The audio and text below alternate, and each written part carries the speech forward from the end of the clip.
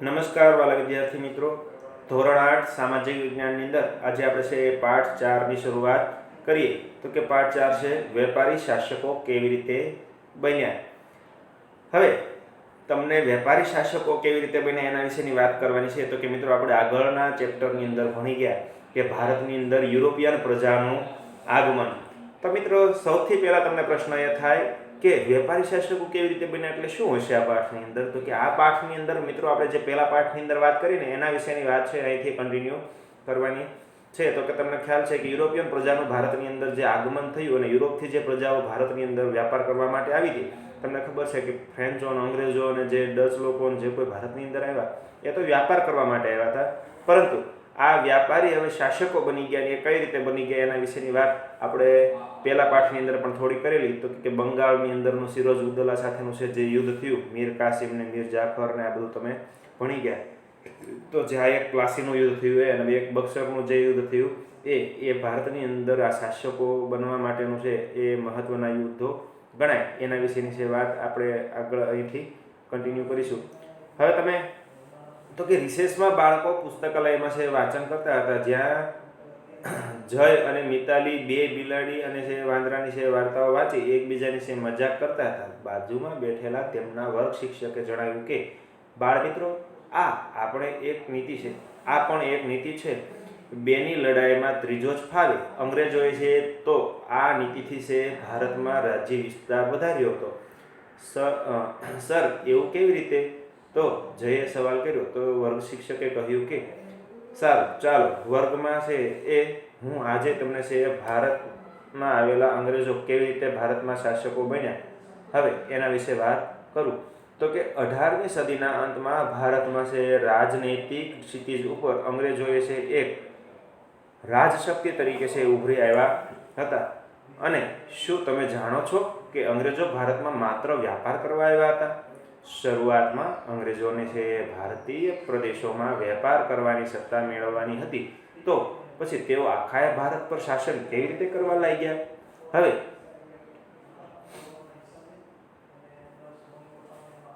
આવી તો અનેક બાબતો છે એ અંગ્રેજ શાસન સાથે છે જોડાયેલી છે.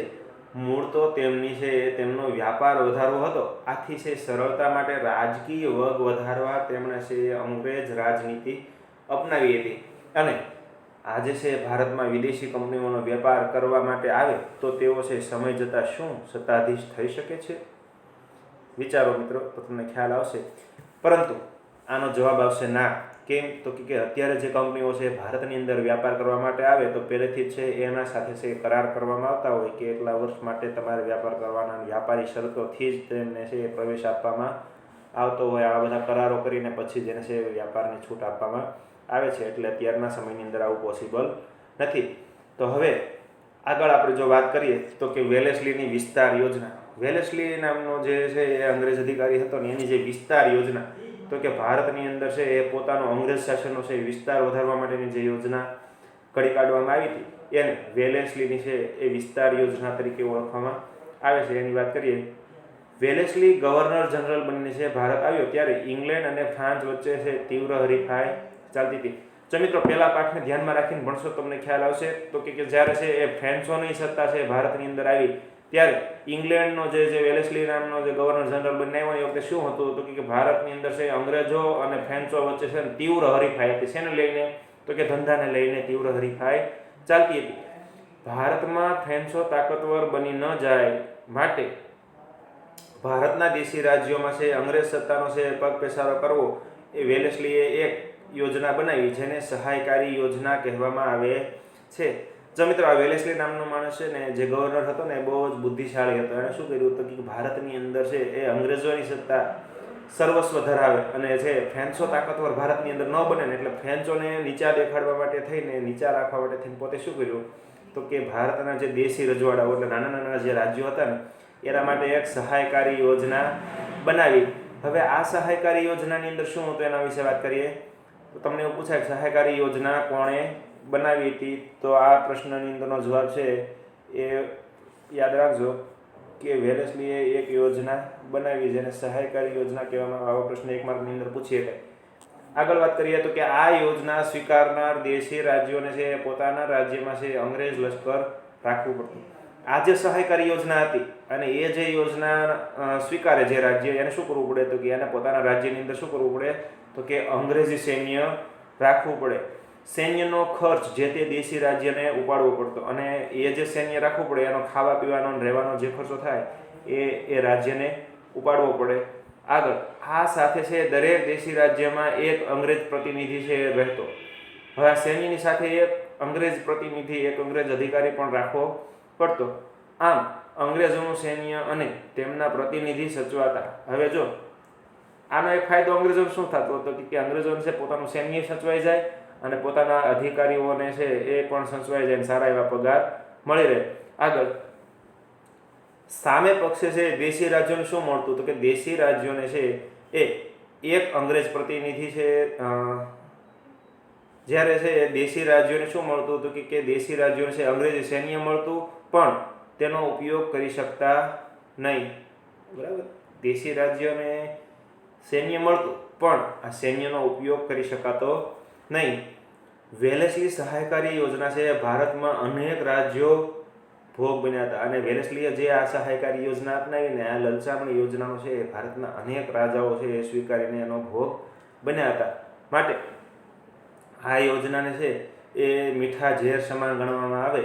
અને એના અંદર કયા કયા રાજ્યો હતા એની વાત કરીએ કે વેલેસ્લીની સહાયકારી યોજનામાં ભારતના અનેક રાજ્યો ભોગ બન્યા હતા, જેમાં નિજામ, મૈસૂર, અયોધ્યા, ગાયકવાડ, મરાઠા વગેરે રાજ્યોનો છે સમાવેશ થાય છે. દેશી રાજ્યોમાં છે એ સહાયકારી યોજના મીઠા ઝેર જેવી હતી. શરૂઆતમાં રાજવીઓને સલામતી અને મદદ દેખાતી હતી, પરંતુ સમય જતાં ધીરે ધીરે વાસ્તવિકમાં છે એ ગુલામીનો અહેસાસ થવા લાગતો. હવે જો મિત્રો વાત કરીએ તો તમને પ્રશ્ન થતો હશે કે આ મીઠા ઝેર સમાન એટલે શું?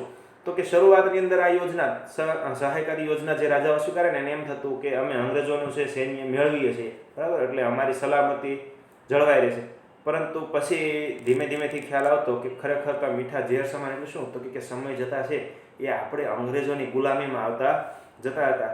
માટે આ જે ઝેર જેવું કામ કરતી હતી માટે તેમને છે મીઠા ઝેર સમાન ગણવામાં આવે છે. આગળ વાત કરીએ તો કે વેલેસ્લીની આ વિસ્તાર યોજના સહાયકારી યોજનાનો છે પ્રથમ શિકાર હૈદરાબાદ રાજ્યનો છે નિજામ બન્યો હતો. તમને એવું પૂછાય કે વેલેસ્લીની સહાયકારી યોજનાનો પ્રથમ શિકાર કોણ બન્યું હતું? તો કે એ બન્યા હતા હૈદરાબાદના નિજામ.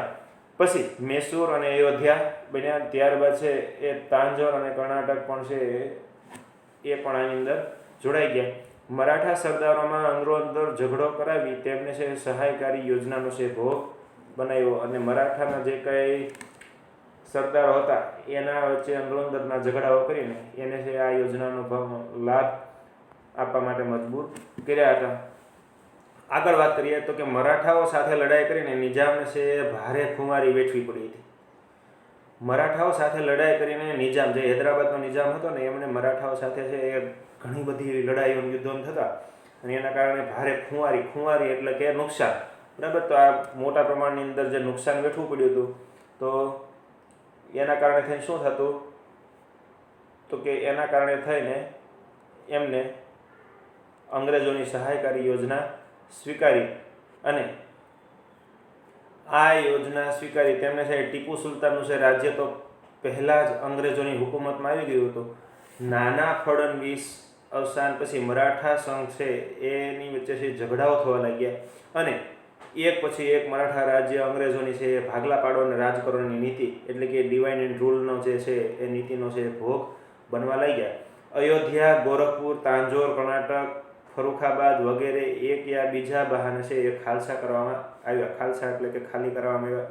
આમ 7 વર્ષના ગાળામાં વેલેસ્લીએ કંપનીનો જે વિસ્તાર કરીને અંગ્રેજ સત્તાની આ યોજનાના દ્વારા સર્વોપરી બનાવી દીધી. એટલે કે જે વેલેસ્લી છે એ 7 વર્ષની અંદર આ યોજનાનો ભારતની અંદર એટલો વિસ્તાર કર્યો કે ભારતની અંદર અંગ્રેજ સત્તા છે એ સર્વોપરી સત્તા તરીકે વિકસી આવ્યું. અને અહીંયા છે એ વેલેસ્લીની છે લડાઈના દ્રશ્ય તમને આપવામાં આવ્યા. વેલેસ્લીનો ફોટો પણ આપવામાં આવ્યો છે અને તમે જોઈ શકો છો ભારતની અંદર છે એ આ બધા જે લાલ કલરના ટપકા તમને નકશાની અંદર દેખાય એ બધી જગ્યાએ છે એ વેલેસ્લીની સહાયકારી યોજનાનો છે ભોગ બનેલા રાજ્યો છે. હવે આગળ વાત કરીએ તો કે બ્રિટિશરો સમગ્ર ભારતમાં ફેલાયા. બરાબર. હવે કઈ રીતે છે એ બ્રિટિશરો સમગ્ર ભારતની અંદર ફેલાયા એના વિશેની વાત આપણે કરીએ તો કે વેલેસ્લી વિસ્તાર યોજનાનો છે ભોગ મૈસૂરનો નિજામ અને મરાઠા સરદારો બન્યા. અંગ્રેજ મરાઠા એટલે મહારાષ્ટ્રની અંદરનો. બરાબર. અને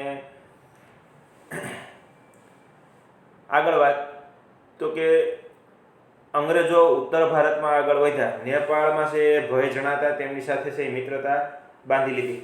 હવે મિત્રો તમે જોશો તો કે અંગ્રેજોએ છે આ બધા વિસ્તારોની અંદર છે પોતાનું હુકુમત જમાવી, પણ એ ઉત્તર તરફ જ્યારે આગળ વધ્યા તો ઉત્તર તરફ આગળ વધ્યા એટલે શું થયું તો કે ન્યાય એમને ભય જણાવો કે અહીંયા છે એમને પોતાનું સામ્રાજ્ય ટકાવવું સહેલું નથી, એટલે ત્યાંથી શું કર્યું હતું કે એની સાથે મિત્રતા બાંધી. બરાબર. અને અહીંયા મિત્રતા બાંધી લીધી. ત્યારબાદ શું તો કે તેમની સાથે મિત્રતા બાંધીને ત્યારબાદ અંગ્રેજો સરહદ ઉપર છે સંગ્રામ ખેલ્યા. હવે સરહદો ઉપર છે લડાઈઓ શરૂ કરી. શીખ મહારાજા રણજીતસિંહ સાથે છે મિત્રતા બાંધી. શીખ રાજા જે રણજીતસિંહ હતા એ વખતના છે એ પંજાબ ને હરિયાણા વિસ્તાર જે કહેવાય કે એ વિસ્તારની અંદર છે એ રણજીતસિંહનું શાસન, પોતે બહુ શક્તિશાળી શાસક હતા એટલે એમની સાથે પણ જીતવું અશક્ય હતું, માટે તેમની સાથે પણ છે મિત્રતા બાંધી. હવે અફઘાન વિગ્રહમાં જીત મેળવી સિંધમાં પણ છે પોતાની સત્તાઓ સ્થાપી. સિંધમાં પણ સત્તા સ્થાપી. શીખોને છે વધતી જતી છે તાકાત જોઈને અંગ્રેજોએ છે શીખ સામ્રાજ્ય હડપવા કોશિશ કરી, પણ જ્યાં સુધી પંજાબમાં રણજીતસિંહ જીવતા હતા ત્યાં સુધી પોતે છે આની અંદર સફળ થયા ન હતા. માટે હવે રણજીતસિંહ સાથે છે દોસ્તી રાખીને રણજીતસિંહ છે સમયમાં શક્તિશાળી શાસક હતા. તેમના રાજ્યમાં છે રક્ષણ માટે છે યુરોપિયન અફસરોની મદદથી ખૂબ જ મજબૂત સેના ઊભી કરવામાં આવેલી. તમને એવું પૂછવામાં આવે કે રણજીતસિંહના સમયમાં કેવું સૈન્ય હતું તો કે રણજીતસિંહના સમયની અંદર છે એ યુરોપિયન અફસરોનું છે એક મજબૂત સેના છે એ રાખવામાં આવેલી હતી. બરાબર. હવે આસપાસના મોટા ભાગના પ્રદેશો તેમણે વિજય મેળવ્યો હતો. હવે રણજીતસિંહની વાત છે તો કે આસપાસના જે કંઈ વિસ્તારો હતા એની બધાની અંદર છે એમનો વિજય મેળવેલો હતો. તેમના અવસાન પછી પંજાબમાં અરાજકતા વ્યાપી. હવે રણજીતસિંહનું અવસાન થયું એટલે કે એના રાજ્યની અંદર છે એ અવ્યવસ્થા ઊભી થઈ. અરાજકતા એટલે કે અવ્યવસ્થા ઊભી થઈ. રણજીતસિંહ જીવ્યા ત્યાં સુધી છે પંજાબના વહીવટમાં અંગ્રેજોને છે માથું મારવાની હિંમત થઈ નહોતી, પણ હવે તેમને છે એક તક મળી ગઈ અને હાર્ડિંજ ગવર્નર જનરલ તરીકે છે ભારતમાં આવ્યો. તેમણે શીખ સામ્રાજ્યને છે ભેદવાની છે નીતિથી અંગ્રેજ શાસનને છે નીચે લાવી દીધું. અને હવે જે હાર્ડિંજ નામનો ગવર્નર હતો એમણે આ શીખ સામ્રાજ્યને પણ છે ભારતની અંદર ભેળવી દીધું હતું. અને અહીંયા સુધીની છે વાત આપણે કરી. હવે અંગ્રેજોએ છે સૌ પ્રથમ બંગાળમાં છે સત્તા સ્થાપી. તો શા માટે સ્થાપી? શીખ સામ્રાજ્ય અને અફઘાનના પ્રદેશો ઉપર છે અંગ્રેજોએ સત્તા કેમ સ્થાપવી પડી? અંગ્રેજોનું છે સૈન્ય બળ નાનું હતું તો પછી તેઓ છે સમગ્ર ભારતમાં સત્તા કેવી રીતે સ્થાપી શક્યા? આ બધા પ્રશ્નો વિશે તમે વિચારજો.